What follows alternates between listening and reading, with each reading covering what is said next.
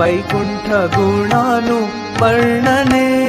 তো হিরণ্যকশিপু সেই জড়বিদ্যার উপরে ভরসা করেছে, নিজের শক্তির উপরে ভরসা করেছে, তাই মহাগাধা, সুপার গাধা। সে ভাবছে আমি যদি আমার উপরে ভরসা করি তাহলে সব ব্যবস্থা আমি করে নিতে পারবো। চারিদিকে সিকিউরিটি প্ল্যান করে নিয়েছে, দিনে মরবে না, রাতে মরবে না, হ্যাঁ, বাইরে মরবে না, ঘরে মরবে না, আকাশে মরবে না, মাটিতে মরবে না, মানুষের দ্বারা মরবে না, পশুর দ্বারা মরবে না, ব্রহ্মার সৃষ্ট কোনো জীবের দ্বারা মরবে না।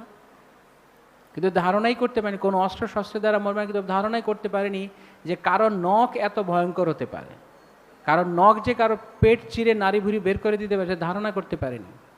এত সিকিউরিটি প্ল্যান করেও পরিণামে কিছু করতে পারেনি।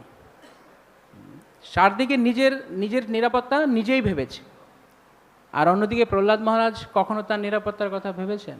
ছোট্ট প্রহ্লাদ, তার কোনো নিরাপত্তা ছিল না, না তিনি কোনো নিরাপত্তারক্ষী নিয়োগ করেছেন, না উনি কারো কাছে ভিক্ষা মেগেছেন যে আমাকে বাঁচাও।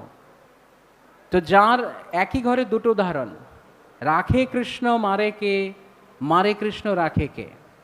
একজন এত সিকিউরিটি প্ল্যান করেও কৃষ্ণ তাকে ঠিক সব সিকিউরিটি প্ল্যানের মধ্য দিয়ে মেরে দিয়েছেন।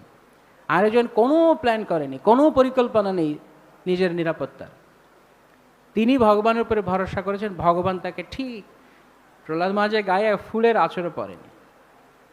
প্রহ্লাদ মহারাজের বর্ণনায় কখনো শোনা যায় না ভাগবতে তার গা থেকে রক্ত পড়ছে, একটা আঁচড়ও কাটতে পারেনি, এক বিন্দু রক্ত বের করতে পারেনি প্রহ্লাদ মহারাজ, অথচ কোনো সিকিউরিটি নেই তার জড়জাগতিক দিক থেকে। আর হিরণ্যকশিপুর এত কিছু থাকা সত্ত্বেই হলো। তাহলে বুদ্ধিমান কে, যে নিজের সিকিউরিটি অনিত্য বস্তুর দ্বারা করতে চায়, না কৃষ্ণের স্মরণে আসে? রাখে হরি মারে, প্রহ্লাদ মহারাজ, মারে হরি রাখে কে, হিরণ্যকশিপু। তো ভগবান দেখিয়েছেন তার উপরে ভরসা করার, তার শরণ গ্রহণ করার লাভ কি, সুফল কি। শ্রীল প্রভুপাদ কি।